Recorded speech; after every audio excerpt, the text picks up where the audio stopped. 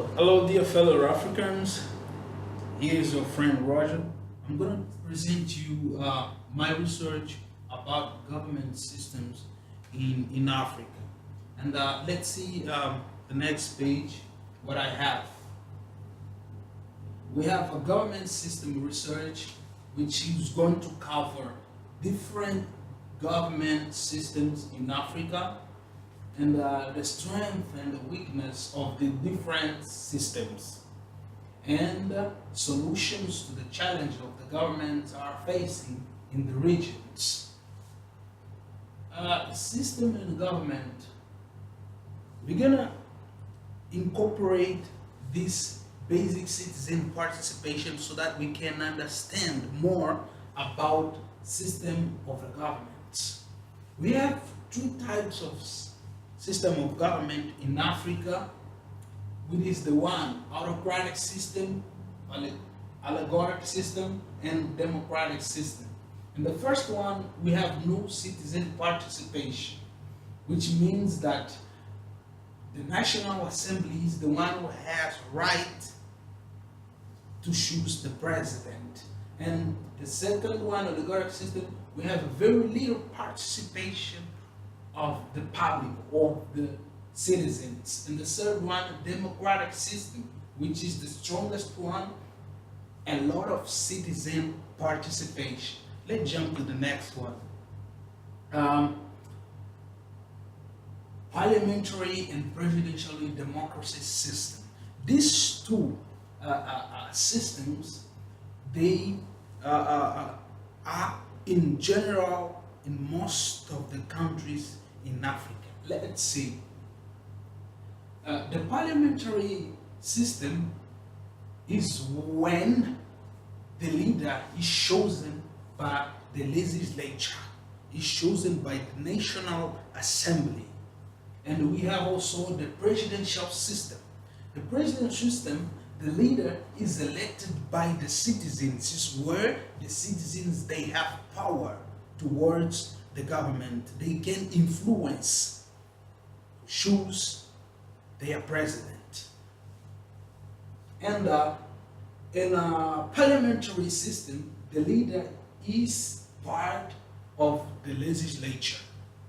And in a presidential system, the leader and the executive branch have power separate from the legislature. Parliamentary and presidential democracy system. Let's know more about this. There are some government systems where the power is centralized, which is called the unitary government. Let's move on. There are some government systems where the share of power is national or regional, which is federal. And the next one, there are some others that put all power to the regional government, which is confederation. Let's jump to another topic. Parliamentary and presidential democracy system in Africa. We have this table which shows the how countries are also set according to the government system. For example, here at the top we have Algeria. It's parliamentary unitary republic. And the head of state is called President of the Republic. And the head of the government is the Prime Minister. In Angola, my country, is specified by Presidential Unitary Republic, where all power is centralized by one person, which is the President of the country. And I'm not going through all. Let's see some aspects that you might need to know. For example, Lesotho is partially unitary, constitutional, and monarchy, where the power is held by king of Lesotho. And also comes the Prime Minister, which is the head of the government. And we have also another one, Swaziland, is unitary absolute monarchy. All the power is held by a king, which is the king of Swaziland. Let's jump to the other one, which is Tanzania. It's presidential and federacy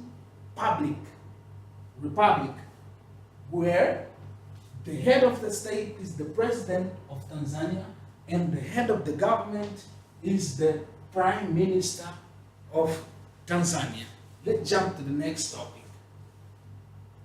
We're gonna outline the differences between these two countries, which is Kenya versus South Africa. The Republic of Kenya, the capital is Nairobi. The population is 42.7 million. And let's jump to South Africa. The Republic of South Africa, the capital is Cape Town. They have more than 52.98 million of people, and they are also democratic, both presidential democracy. They all respect this issue in presidential democracy, and both they are federal system working in that countries, and the freedom towards the government, which means that how people are dealing with some aspects towards the government. In Kenya, some freedom with some limits. They are not fully free to speak about the government. And in South Africa, lots of personal freedom. They can talk freely about the government. The next is the government system issue and problems. We have sanitation.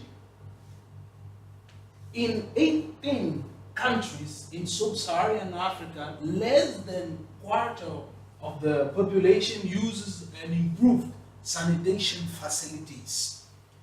For example, we have different colors, which represents the percentage of use of improved sanitation facilities. And this research, I got this research from 2010. I would take as example Angola. It's located right here. As you can see, we have three types of color. We have this a little bit light of green, and this one darker green, and the red, which means that Angola nationwide we have 50% to 70% use of improved sanitation facilities. And if we move forward to urban areas, we have 65 to 100% use of improved sanitation facilities. And if we move down to rural areas, we have less than 25% of use of improved sanitation facilities, which is crucial. And the educational problems, civil wars, famine, malnutrition, and starvation. We have solutions for that. In my point of view, more investment, it will reduce the appearance of diseases in the future. For example, if you invest $10,000 million today for infrastructure on sanitation field, 10 years from now, you're gonna invest like 10% of this money or less in fighting against diseases because your sanitation is good. It's not going to appear diseases. It may appear, but not that worse that we have been or that we have seen during these days. Education, more investment, and you're gonna get more brains in the future. If you invest today in education, your country will be stronger.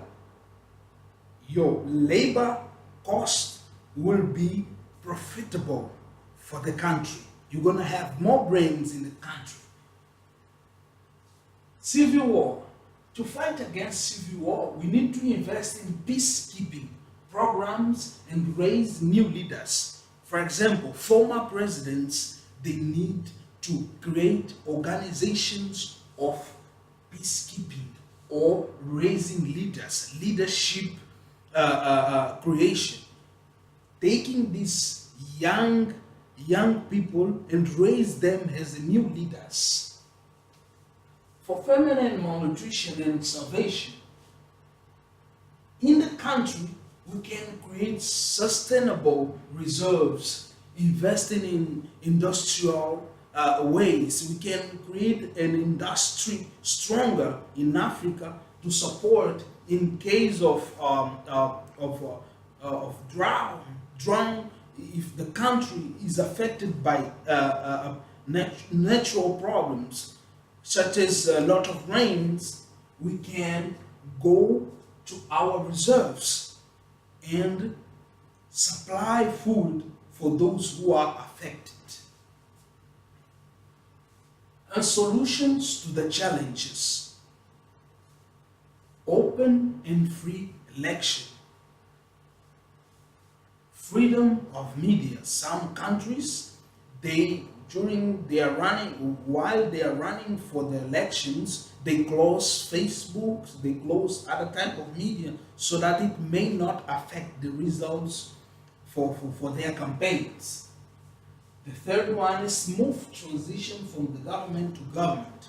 There are some aspects that we need to take into consideration, which is sometimes people, they overrun their presidential terms. They change the constitution so that they can stay much longer in the government, which is not good. It may bring trouble at the end. The fourth one, avoid changing constitution for benefits some close parts. Some people or some governments, they change the constitution while they are in the power to benefit their business, to benefit their family members, and so on. The other one, we need governments that comes with the constitution reforms that applies to the reduction of time limit for the presidential terms. I've discussed already. The other one is reduction of the power of the executive branches and increase of the national assemblies to make sure that there is an equilibrium and separation of power. The seventh one is strengthen the judiciary. Members of the Supreme Court are not just appointed by executive branch, but more members are appointed by the legislative branch and other professional association. That was my sincere research, and I hope it may bring some knowledge for those who are watching this video. Thank you very much, and see you next time.